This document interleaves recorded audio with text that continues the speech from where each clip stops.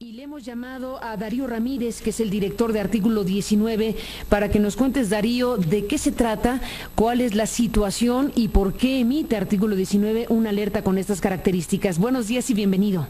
Muchas gracias, Carmen. Sí, en efecto, mira, se puso en contacto con nosotros la politóloga Denise Dresser para dar cuenta de lo que ya habíamos detectado nosotros en Twitter y en el diario Reforma, luego de que ella publicó una columna de un caso que habla sobre una investigación del New York Times sobre el hoy diputado Manlio Fabio Beltrones y toda una serie de textos al respecto.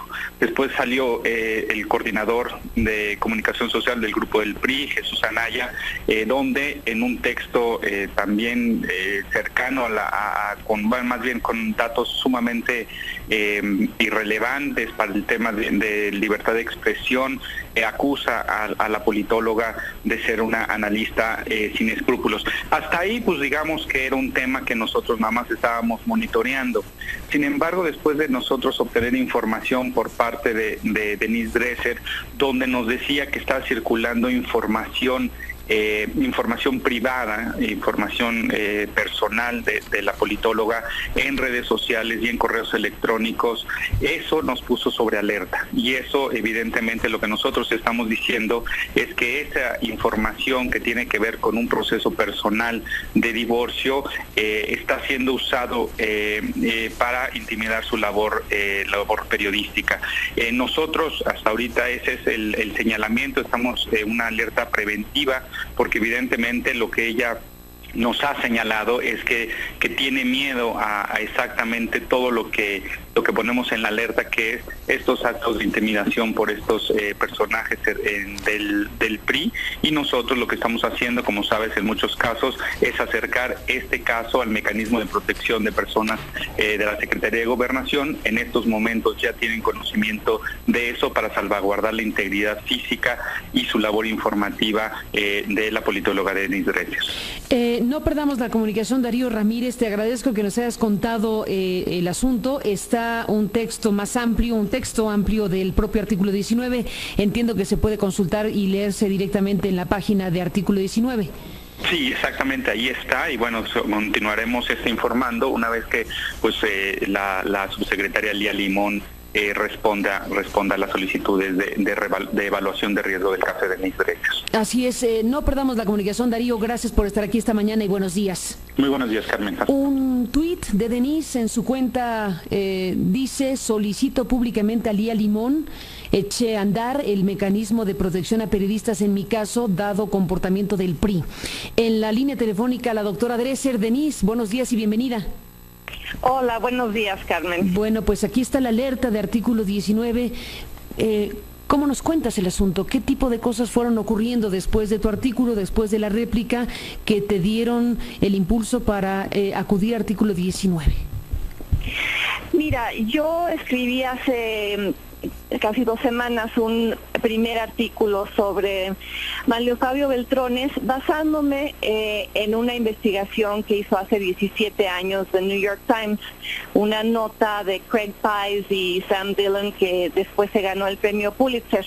Y en aquel momento Beltrones demandó a los periodistas que estuvieron a punto de ir a la cárcel por la legislación que existía sobre difamación, y el gobierno mexicano se dio cuenta de que iba a ser muy problemático encarcelar a 2 periodistas del New York Times, y llegó a una decisión disque salomónica, en la que dijo que había hecho una investigación en la que exoneraba a Beltrones y también a Carrillo Lea, acusado, y no por el New York Times.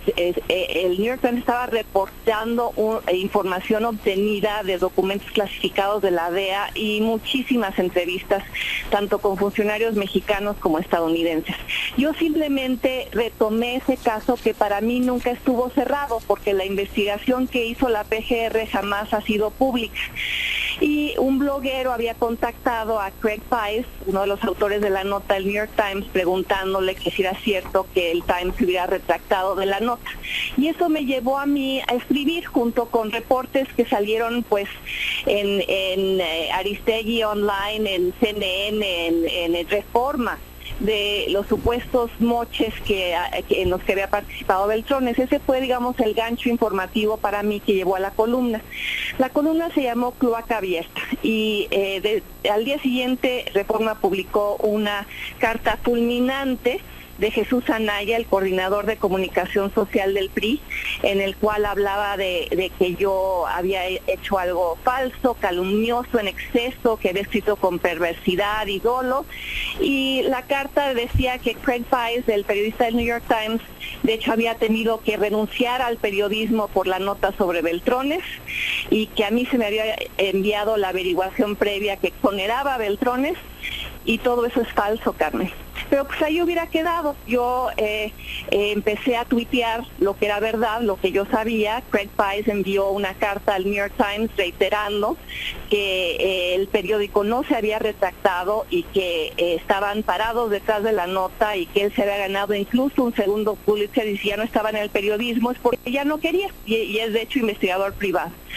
Y ahí hubiera quedado, Carmen, pero ¿qué empezó a suceder? Que de pronto de una cuenta que había estado inactiva hasta diciembre del 2013 sale un correo y luego tweets, no, pero es una cuenta de Twitter, salen tweets sobre mí haciendo una encuesta. Porque yo, para protegerme de todo esto, diseñé una encuesta en Twitter que contestaron más de 6.500 personas, a quienes les mandé la carta de Anaya sin decir que era él o que involucraba a Beltrones. 87% de los que leyeron la carta dijeron que el objetivo era intimidarme para que no volviera a escribir sobre el caso. Entonces alguien, supongo, no sé si es el PRI o alguien más, diseña una encuesta sobre mi trabajo profesional que tampoco me hubiera importado. Lo que sí me importa es que el tweet tiene links que llevan a el enlistado de expedientes que hay en un juzgado en el Tribunal del Distrito Federal, que tienen que ver con una cuestión personal, que tienen que ver con un divorcio. Y eso sí me pareció que ya cruzó la raya en términos de amenazar con utilizar información personal para que uno se calle. Y yo creo que este asunto me trasciende, Carmen. Espero que no sea Denise Dresser contra Manlio Beltrones, espero que sea alguien que escribe versus el poder en México y cómo se ejerce. Y lo que estoy viendo es que se ejerce otra vez de forma intimidatoria, otra vez de forma agresiva, otra vez de forma mentirosa, y siguen diseminando esta idea de que el New York Times se disculpó con Beltrones, lo cual es absolutamente falso, y ojalá muchos periodistas empiecen a buscar a Craig Pais y empiecen a buscar al New York Times para que constaten que eso es cierto. Y ojalá que hubiera mejores protecciones para muchas personas como yo. Yo tengo la protección de estar venturosamente en tu noticiero, Carmen, pero cientos de periodistas en este país padecen cosas similares. Yo públicamente a través del Twitter le exigí a Lía Limón que echara a andar el mecanismo de protección a defensores de derechos humanos y jamás recibí respuesta. El Estado mexicano ni siquiera está haciendo la labor mínima que le toca con un mecanismo que debería entrar en vigor automáticamente, y no es el caso, Carmen, evidenciando los serios problemas que tenemos de violencia contra periodistas, de intimidación contra politólogos, de una política de matar al mensajero en lugar de escuchar el mensaje. ¿Y cuál es el mensaje en este caso? El mensaje que yo y creo que muchos mexicanos quieren mandar. ¿Por qué no hay investigaciones creíbles de políticos de alto nivel en México? Nunca.